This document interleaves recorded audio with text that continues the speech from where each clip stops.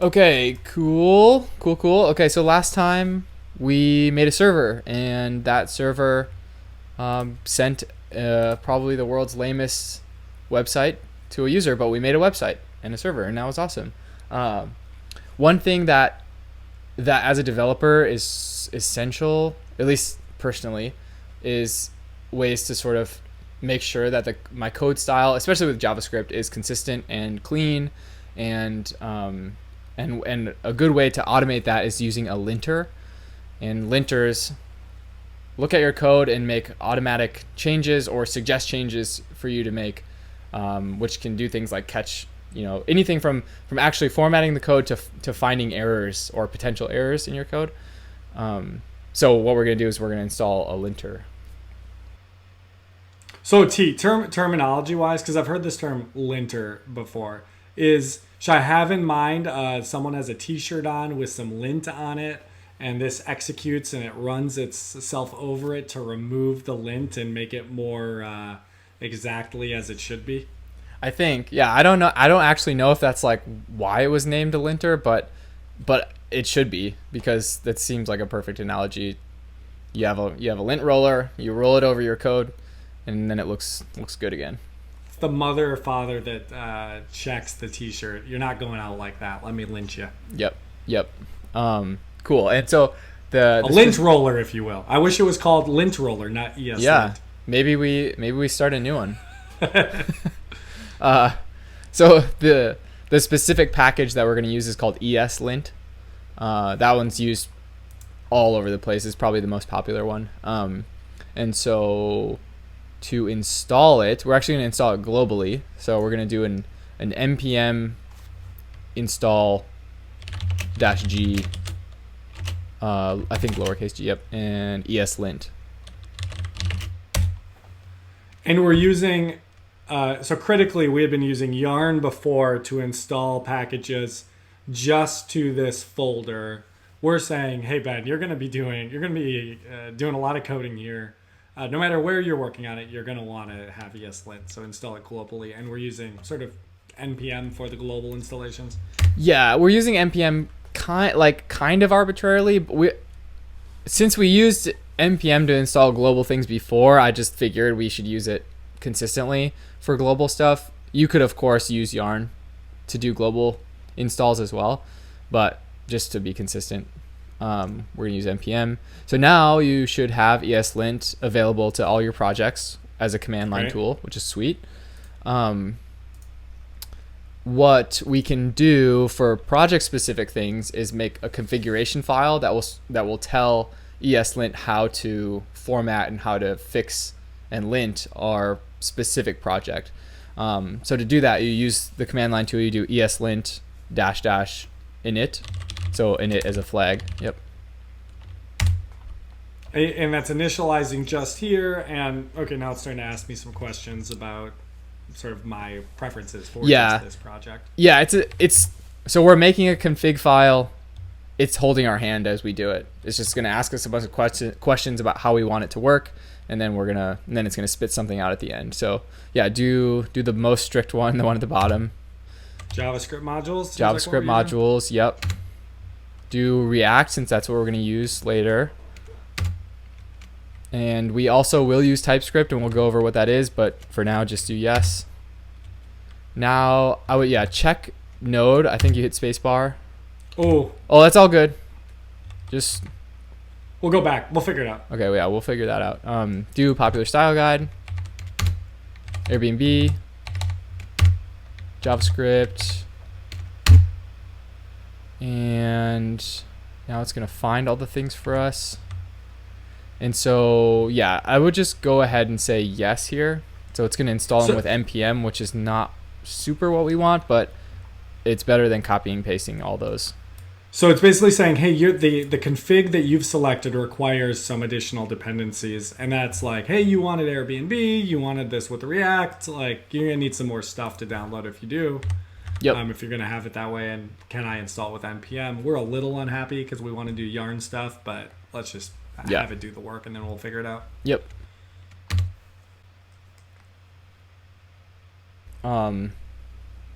Yeah, and then when it's done,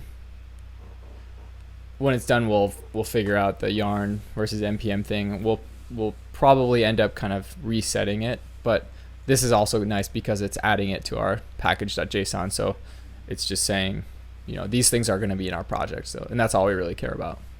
Mm-hmm. Cool. Okay, so we just installed all that stuff with npm. That's okay. So you can see a couple things were done. Like now we have a package lock.json up there. Mm-hmm. You see that? That is functionally the same thing as yarn lock, but it's npm's version of yarn lock. So we actually this file's npm's stuff. This file's yarn's stuff. It's not great to have both. The yarn lock there's the package lock. The yarn lock is the, and what's package.json? That's like the thing that keeps track of all of our dependencies and everything in our project. That was the first file we ever created. Yes. Yep. That's an important one. So we want to leave the package.json for sure, but you can actually delete the package lock because we're not going to use npm. So exactly. We don't need its files hanging around. Yep. So trash that guy, and then just to sort of reset and use yarn, sometimes it's good to sort of unplug it and plug it back in, and to do that, since we can actually delete all of node modules, so if you delete that entire directory. So this contains all of the packages we've been using, and you just want me to send it to the trash? Send it to the trash. We don't need it. I mean, we need it, but not. We can always get it back. Cool. Okay, so now in your editor or your terminal, just type yarn. And that's going to go get all of those back by looking inside of yarn.lock? It'll look inside package.json, and it'll also look, yarn.lock helps with that. But what it's essentially doing is installing from package.json. And since you'll probably see it'll probably modify yarn lock now too, because there's some new stuff since we installed with npm earlier. Very confusing. I really wish that ESLint would just give you the option to install with yarn, but we'll make do. And then we'll be better off for it, because now you have in your back pocket, if anything's ever wrong, a lot of times you just blow up your node modules and reinstall. Okay, cool. Great, done. And then the last thing that I think you'll have to install is TypeScript, which again, this is not a lot of context here, but we'll need it down the line. So do yarn add TypeScript -D.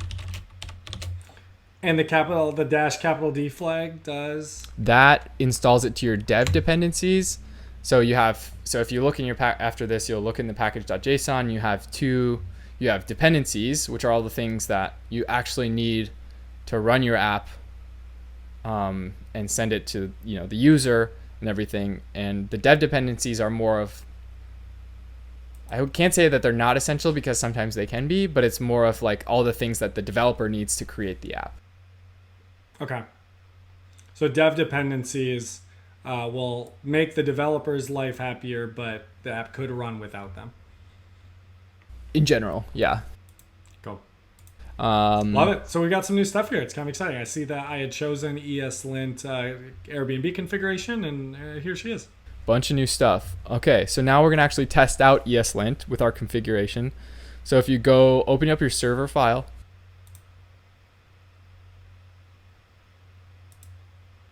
yep. And then once that's open, then type ESLint server.js.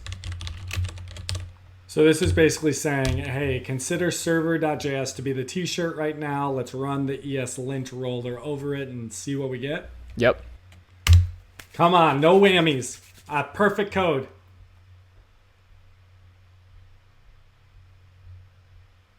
We'll see.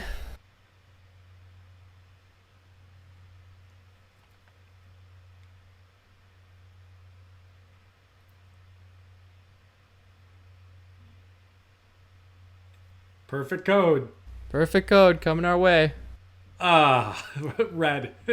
Lots of red. Okay. Well, it is a bunch of errors, but they're not real errors. Like this code is still valid JavaScript. It will run, but based on our ESLint configuration file, it's saying these things are wrong based on what you wanted. Will it tell me the other more serious type of error that would prevent this from running at all? Yeah, it will generally. So if you didn't define, if you have like an undefined variable or you tried to use an undefined variable or something, it'll tell you that. So like, do you predict that it's going to be like, what the heck is... Yeah, I think so. It should, at least. It might not even... Yeah, we'll see what it says.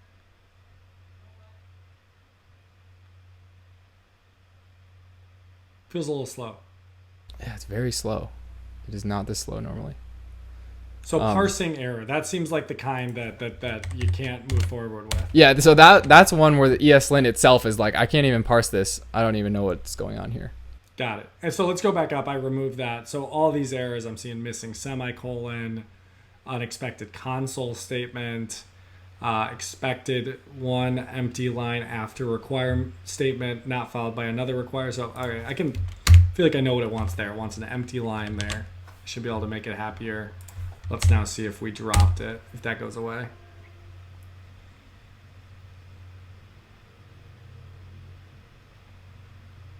Sweet, it did. I had 10 problems, 9 errors, 1 warning before. Now I've got 9 problems, 8 errors, 1 warning, none of which are that empty statement. So, okay, I got rid of one of them, T. Nice. Yeah.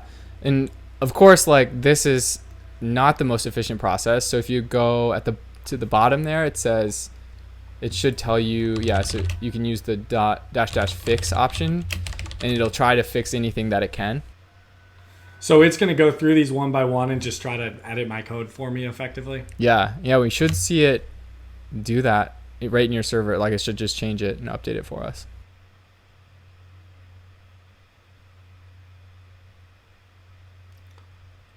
Everything but the unexpected console statement seems to have gone away, and it was asking for semicolons, and here we are. There you go.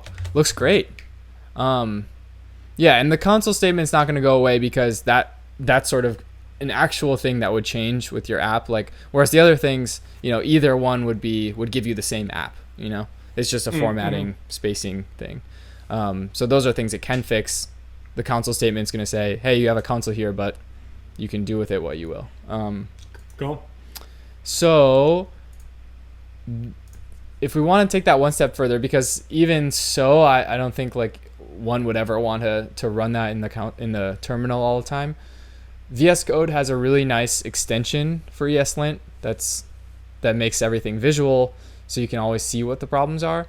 So if you go to your extensions in VS Code, extensions are the building blocks. The little blockies. Just search for ESLint. Yep, install that puppy. Great. So Dirk, 14 million people have installed Dirk's ESLint VS Code extension. The guy absolutely crushed it. And should be installed. So if you go back to your server.js. So one thing that actually we probably will have to do, no, you're good. So now you see like there's a squiggly line under console log. Because it's saying, that's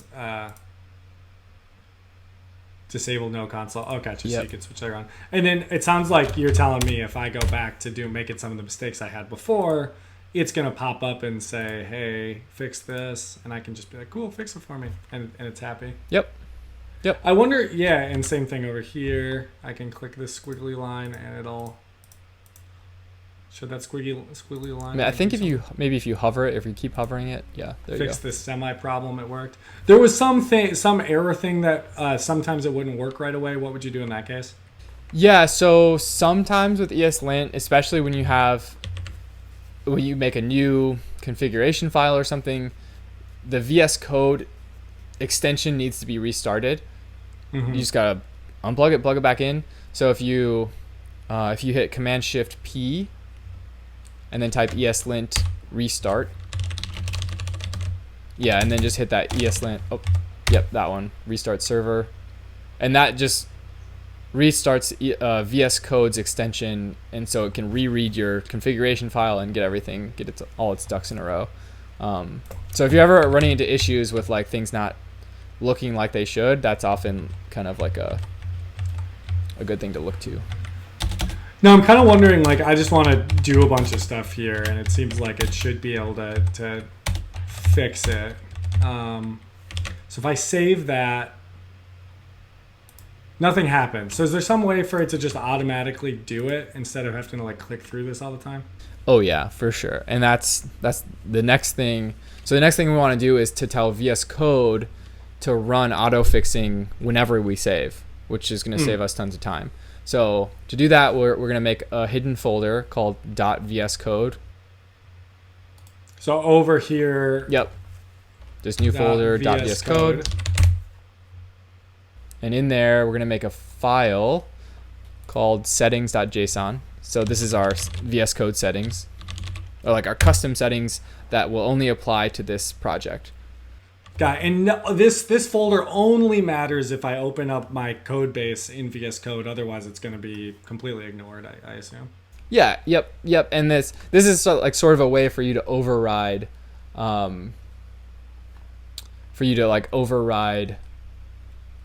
settings on a per project basis, if that makes sense. Great. So what do I throw in here? So I would throw in.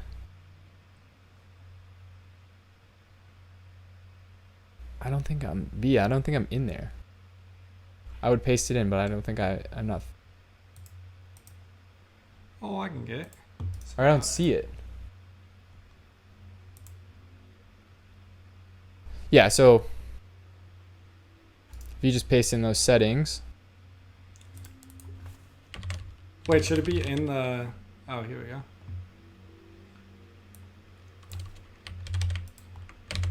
So it seems like this is just a JSON file, and then what I've done is pasted in some JSON settings that has source fix all ESLint true. Yep.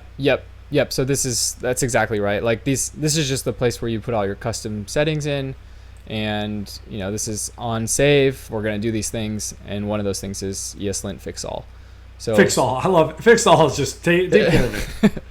Just run the roller. Run the roller. My JSON seems a little weird. Should I like fix something or not worry about it? I think it's still valid, so you're probably fine. Cool. If you want, you can format it. I think maybe just the last. You could just take in the tab from the. Yeah, there you go. Oh, there you go. And so now if you go back to there, try hitting save. See what it does. Oh, how fun. So it literally just did everything. Yeah, so that's a super handy thing to have. It's weird it didn't like app.get is all on one line, but app.listen is on 3 lines. That seems kind of inconsistent. Yeah. So ESLint does some things for us. There are a couple. So another widely used tool that integrates with ESLint is called Prettier. And Prettier does a lot of the formatting legwork, where it'll clamp your lines of code to only a certain number of characters, so it doesn't get too long and hard to read, and does a lot of the spacing stuff for you. So that's actually the next thing we're going to add. So we're going to add Prettier, and it's a similar process. So if you could just do yarn, we're just going to install a bunch of stuff. So we're going to do yarn add Prettier and then space ESLint config Prettier with dashes. Yep, and then the last one is ESLint plugin Prettier with dashes. Plugin Prettier. And then -d, put it in the dev dependencies. And so I'm yarn adding, which is Yarn's version of installing 3 separate things: Prettier, ESLint config Prettier, and ESLint plugin Prettier. And then -d says these are all for the developer. Should I think of Prettier as being a just sort of separate sibling package to ESLint, or should I think of it as being some sort of sub package? It's a sibling package. technically. Like Prettier and ESLint are two can coexist completely separately from each other. You could use Prettier without ESLint, hypothetically? Yep. And a lot of people do. The last two things that we installed along with that were just plugins to ESLint. So that it just runs at the same time as ESLint, but applies the same stylings that Prettier would apply. Mm-hmm. And then just like ESLint, we also need a config file for Prettier. So make a new file called .prettier rc. Is this in the VS Code? So this is just in the root. So yeah, in the main one. Yep. Oh, so I think I need to put this. I think it's you're. a new I think file. that was yep. And do what? What's it called? .prettier rc.js. I should know what RC means, but unfortunately I don't. Cool. Prettier RC. We come up with it. Make it Prettier RC. I got nothing. But .js is a JavaScript file. Yep. And so I'm just gonna paste in. I'm just gonna paste in the code for it because it's very short and pretty self-explanatory. But you can kind of like read them line by line, and you have the nice. And so how should I think of the difference between ESLint and Prettier? ESLint is a lint roller that you roll over and it makes sure you forgot a colon. There should be another line here. If I just look at your options here with Prettier, it seems like it's a little bit more, I guess, pretty or aesthetic if you think of... if you do a single or double quote, if you think of the width, if you do those things. Is that a distinction? It seems like they're very similar, so maybe it's hard to come up with a clear line, but Prettier is more focused on aesthetics and ESLint more errors maybe? Yeah, they're certainly very similar. Prettier, like its name suggests, is more aesthetics and more formatting focused, whereas ESLint is more on, I mean, there's for sure formatting in there, but it's also on code style and code and like finding problems and fixing problems. Whereas Prettier is just making your code look pretty and consistent. And I love really wide tabs. I think it helps my brain sort of quickly parse to have a large. So are you okay if I insist on throwing a 4 here to double the tab width? I would personally like 2, but just because everything I do is 2, but this is also like an age-old developer quarrel thing between. So I don't know. Everyone's got their opinions about it. So are you fine with this? I'm fine with it. Fine with it. It sounds unhappy, but we're gonna go with it. Cool. And so now. Oh, now I think. Well, yeah, I think we'll have to restart our server like I was saying before so it can read. Oh, actually, no, one last thing. So we have to tell ESLint that we want to use Prettier. So if you go to your ESLint config. So ESLint.js, and I got to give it Prettier somehow, some way. Yeah, hit save, actually. Let's make that look nicer. And what just happened was ESLint did the auto run on save. Yep. Now we look, for lack of a better term, prettier. And so I'm just gonna paste this in for us. So this is the extension that we want to use. So we want to now use Prettier in addition to these other things. Extends is where you want to put it? Yep, at the bottom of extend. So now it's extending the Prettier plugin, which is great. Maybe if you could hit save. Should I remove this last comma since there's nothing more in there? Actually, that's like part of the rules in ESLint and Prettier. But there you go. So now, as you can see, many tabs. I'm sure you're happy. I'm sure you're not. Cool. So yeah, and if you go back to server, I think it'll probably prompt you to do the same thing. Yep. Hit save. There we go. Amazing. I got my double tabs and I got... So the thing I was bothered about before was one was on 1 line, one was 3 lines. Now these are perfectly parallel right here. Mm-hmm. Yep. Neat. You got it. And that's it. I think we're kind of ready to I mean, there's always going to be more cool stuff to add to our developer environment, but these are sort of some core things that are good to have in place when you're first starting a project, just to make things consistent and easier for yourself. Great, and that's it. It's so interesting because I feel like you spend so much time like getting stuff set up and stuff. Yeah. Yeah, honestly, it's a big hurdle, but of course you don't have to. Like, these are not required things. You could just start hacking, and like that's perfectly fine. I think these are sort of the things that you encounter along the way that you're like, man, this is awesome. I wish I had it when I first started, because it helps me so much, or at least personally, that's kind of how I feel. And it makes sense too, I suppose. Anytime you're building something, like if you're gonna build a bridge or if you're out the woodshed, probably spend a day sharpening the saw, figuring out where things go, getting the belt, feeling if setup feels like a core engineering thing. So software engineering feels like it should be no different. It's just a little bit of a different flavor, I suppose. Yep. Cool. We're good to go. We're good to go.